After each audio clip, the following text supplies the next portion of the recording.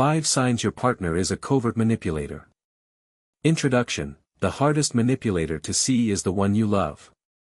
Here is the cruel geometry of covert manipulation in a relationship: the closer you stand to something, the harder it is to see its shape. Friends watching from 10 meters away often spot it in an evening. You, standing at 0 distance, sharing a bed and a mortgage with it, can miss it for a decade, not because you are foolish, but because you are inside. Covert is the operative word. This article is not about the partner who screams, hits, or forbids. Those are overt controllers, terrible but at least legible. The covert manipulator presents, to the world and often to you, as wonderful, attentive, reasonable, frequently charming, sometimes fragile in a way that makes you feel needed. The control runs underneath, through channels that are individually deniable, a sigh here, a reframing there, a subtle tax on every act of independence, and this deniability is the entire design. Each incident, examined alone, is nothing. You cannot point to the moment it became abnormal, because there was never such a moment. There was a slope, engineered to be too gentle to feel. That is why the detection method matters as much as the signs themselves. You will not catch a covert manipulator through incidents, you will catch them through patterns, repeated shapes visible only across weeks and months. Below are the 5 shapes that matter most. Read them not as a checklist for one bad Tuesday, but as lenses for the last year of your life. And note the standard will hold throughout: every sign has an innocent version that happens in healthy couples occasionally. The finding is never the behavior. The finding is the behavior as system, repeated, directional, and always, resolving in the same person's favor. Sign 1, your reality needs their signature. The first and deepest sign lives in an odd place: your relationship with your own perceptions. Ask yourself, over the past year, has your memory become a suspect? Do you find yourself rehearsing events after they happen, saving screenshots, just in case, genuinely unsure whether conversations occurred the way you remember? Most tellingly, when your recollection and your partner's differ, whose version becomes the official record, and is it ever yours?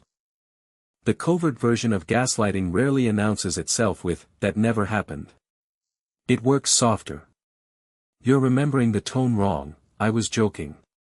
I never promised that, I said I'd think about it." You always hear criticism where there isn't any. Each correction is small, plausible, delivered more in patience than in anger, often with a concerned tilt of the head that suggests your memory is a shared medical worry. And each correction, you will notice if you audit honestly, moves reality in one direction: their debts dissolve, your grievances become misunderstandings, their cruelties become your sensitivities. The innocent version exists, all couples remember differently, and honest partners argue about who said what.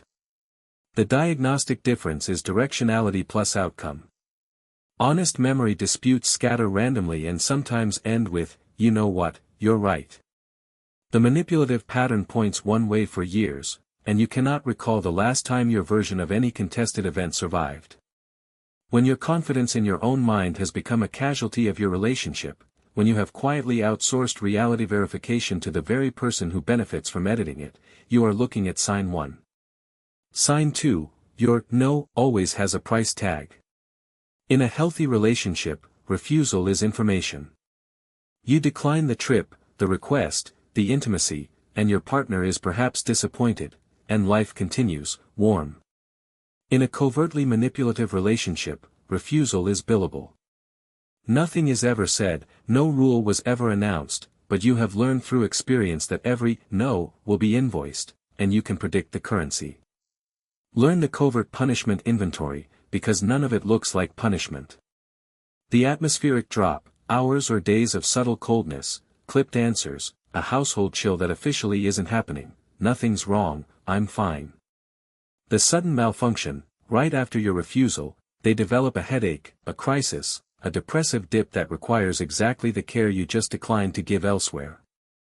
The delayed strike, your "no" on Tuesday surfaces as their "no" on Saturday, unlinked, deniable, you simply find them unavailable for the thing you needed, with excellent reasons. The martyred yes, They accept your refusal with a sigh so weighted that the guilt costs more than compliance would have. Run the honest audit, recall your last 5 significant refusals. What followed each? If you cannot remember 5, if refusals have become so expensive that you stopped issuing them, and now pre-comply automatically while calling it, picking your battles, that is not an absence of evidence. That is the completed project. The measure of this sign is ultimately a single question: in this relationship, is no a sentence you can say for free? If every no carries a price and every price is paid by you, the pricing is the policy, and the policy has an offer. Sign 3, you've become the official problem. Every couple has friction. Covert manipulation is distinguishable by what happens to friction when it enters the relationship story. Somehow, through a process too smooth to witness, every conflict gets refiled under your flaws. You raised his spending, the discussion ended on your anxiety. You mentioned her flirting, the topic became your jealousy, which, and here is the signature move, you eventually apologized for. Trace the arc of your last several grievances and watch for the great inversion: complaints that entered the room pointed at them and exited pointed at you. The machinery behind this is Darvo: deny, attack, reverse victim and offender, but the covert version runs at low temperature, which makes it harder to see. No shouting, instead, wounded dignity. I can't believe that's what you think of me. Instead of counterattack, sorrowful diagnosis: you've been so negative lately, is this about your family stuff again? Your issues are never engaged on their merits, they are pathologized at their source. Over years, this produces the sign's mature form: you carry an official personality constructed by your partner, too sensitive, too anxious, too much like your mother, that is cited whenever you object to anything, and that, most corrosively, you have begun to believe.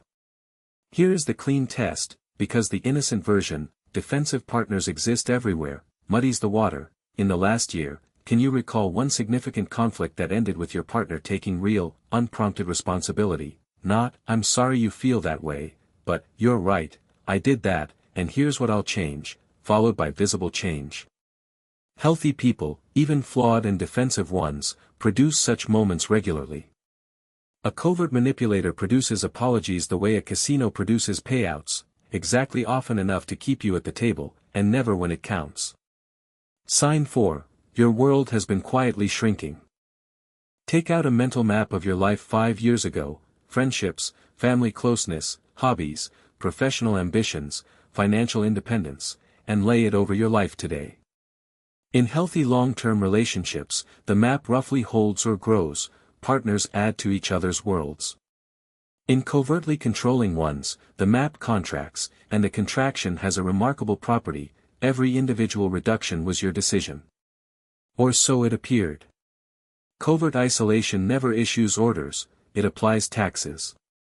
Seeing your best friend is permitted, it simply always coincides with your partner's bad mood, or is followed by days of distance, or is preceded by just enough commentary: "She doesn't really respect you, you know, I'm only saying what I see," that the evening arrives pre-soured.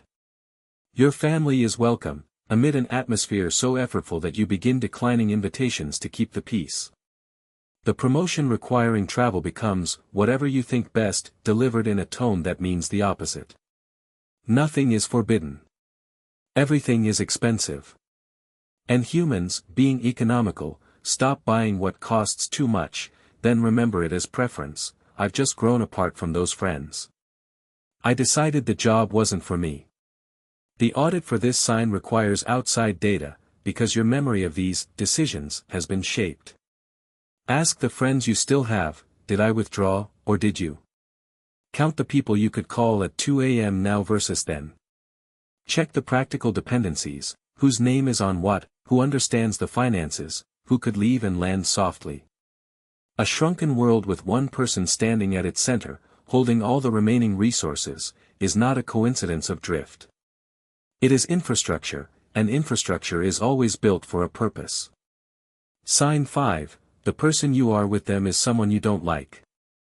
The final sign is the summary of all the others, and it lives in the mirror. Set aside your partner's behavior entirely and examine what this relationship has done to you. Are you more anxious than you have ever been, monitoring moods, rehearsing sentences, walking your own home on eggshells? Do you lie now, small, constant, protective lies to your partner about money spent and people seen, and outward lies to friends about being fine? Are you tired in a way that vacations don't fix? And the most precise question, do you like who you become in that house, or do you keep meeting, in their presence, a diminished, apologetic, careful person you would hardly recognize as the one your old friends remember? This sign matters because it is manipulation-proof. Every other sign can be argued, memories disputed, punishments denied, isolation reframed as devotion.